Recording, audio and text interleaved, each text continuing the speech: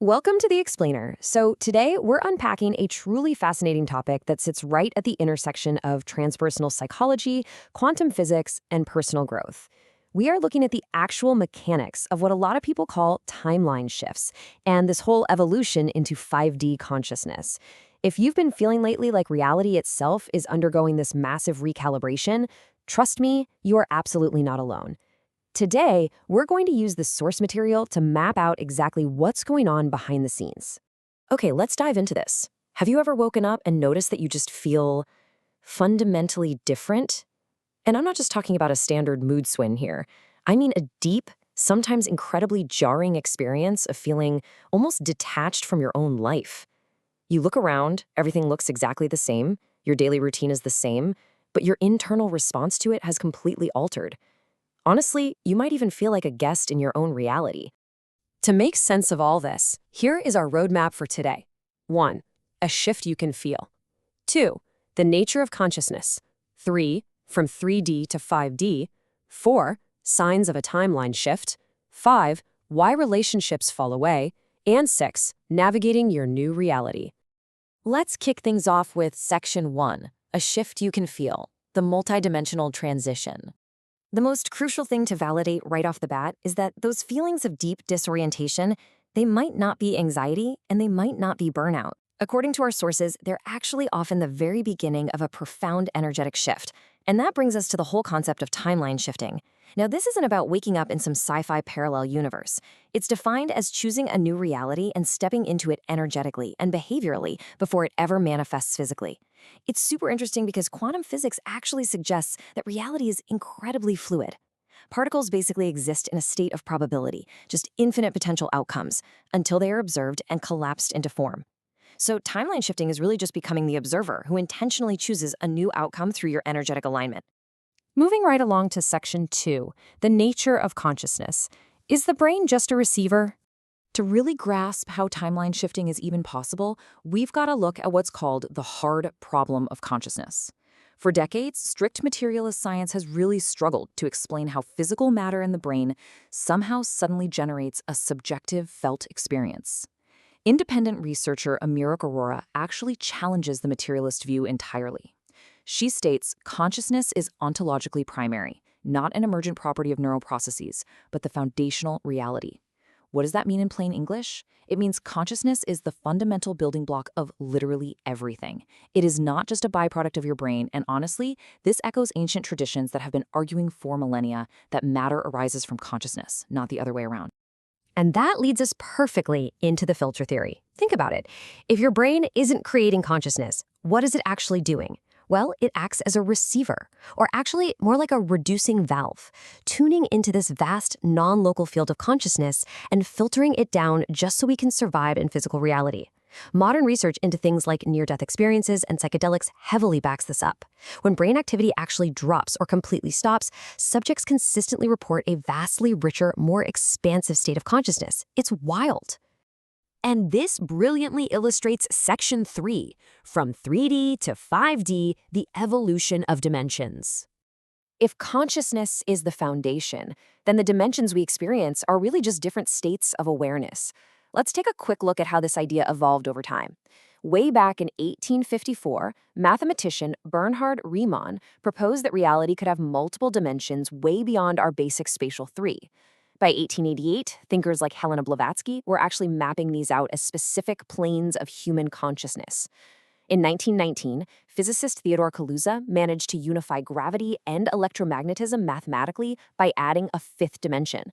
And then, by the 1990s, researchers like Dolores Cannon really popularized this as a psychological framework, that jump from 3D to 5D consciousness.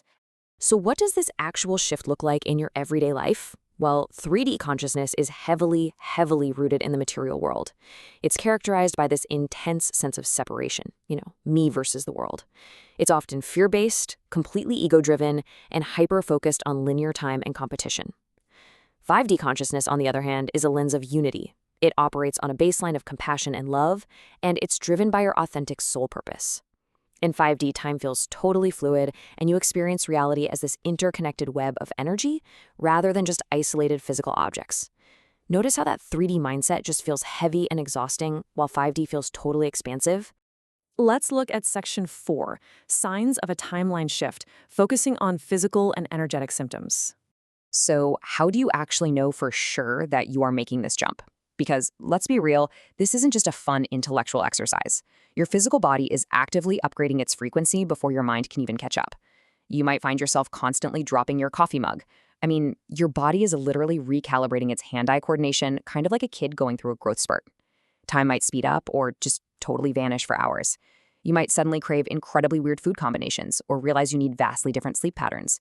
You are definitely going to see intense synchronicities, like repeating numbers. 1111 is a huge one. But most jarringly, you might experience this sudden, unexplainable loss of interest in your old habits and feel deeply detached from your own life. Rest assured, this awkward, clumsy in-between phase is a totally natural, necessary recalibration. All right, section 5, why relationships fall away. The puzzle pieces of energy. Now, what's really interesting about this slide is that it touches on undeniably the most emotionally difficult aspect of this entire transition. Why do long-term friendships or even marriages suddenly end during a spiritual shift? Think of your energy field like a unique puzzle piece. To have a connection with someone in your reality, your puzzle pieces actually have to fit together. When you undergo an awakening and shift to a higher frequency, the actual shape of your energetic puzzle piece changes. So if the other person doesn't shift with you, you literally just no longer fit together. It is not a punishment at all. It's physics. Unmatched connections naturally drop away. Because of this dropping away, you are very likely going to face periods of being completely alone. But we absolutely must differentiate between solitude and loneliness here. Solitude is this state of deep, profound peace in your own company. It's where you're open to inner guidance and you're actually trusting the timing of your life. Loneliness, on the flip side, is a total ego-driven trap. It's that feeling of unwanted isolation that comes from desperately seeking external validation and being disconnected from your authentic self. The key here, embrace the solitude. Just let it clear the space for new aligned connections to finally arrive. Finally, we arrive at section 6, navigating your new reality. Practical steps for grounding. Right now, we are currently in what our sources call a bifurcation, which simply means realities and timelines are physically splitting. So here's how you ground yourself and really anchor into your new, higher timeline using something called the timeline collapser practice. Step 1. Visualize and energetically meet the future version of yourself who is already living your desired reality. Get a clear picture. Step 2. Ask them what they had to stop doing and what they had to accept as truth, and then anchor those answers in your mind. Step 3. Shift your signal. This is the absolute most vital part. Action and physical embodiment have to follow the visualization. Change your posture, walk differently, and make at least one decision today from that completely new state of being. Now, to maintain this frequency day in and day out, you need some rigorous grounding practices. First, establish what our sources call new rules of engagement. These are firm boundaries for how people are allowed to interact with you. Do not try to force reconnections with past relationships that have naturally faded. And never take people leaving personally. Remember the puzzle pieces. Crucially, utilize physical movement like yoga or tai chi. This actually puts intentional pressure on your body's fascia, which essentially helps your physical nervous system handle these new, higher energetic frequencies. And finally, just observe the old, chaotic 3D reality without getting pulled into its emotional drama. You're a witness now. So the crucial point is perfectly summarized in this quote from manifestation guide Marjorie. She says, "You don't manifest what you want, you manifest what you are available for." Shifting your reality isn't about sitting around and wishing really hard. It is literally identity alchemy. You have to become the energetic match for the life you are calling in. Which leaves us with this final, kind of provocative question to chew on. If your absolute dream life showed up today, like right this second, are you energetically ready to receive it? Or if you're honest with yourself, are you still holding on to the habits, the fears, and those mismatched puzzle pieces of the old you? The shift is happening, you guys. The timeline is wide open. The only question is, what version of yourself are you going to choose to step into? Thank you so much for exploring with us on this explainer. And remember, keep your frequency high.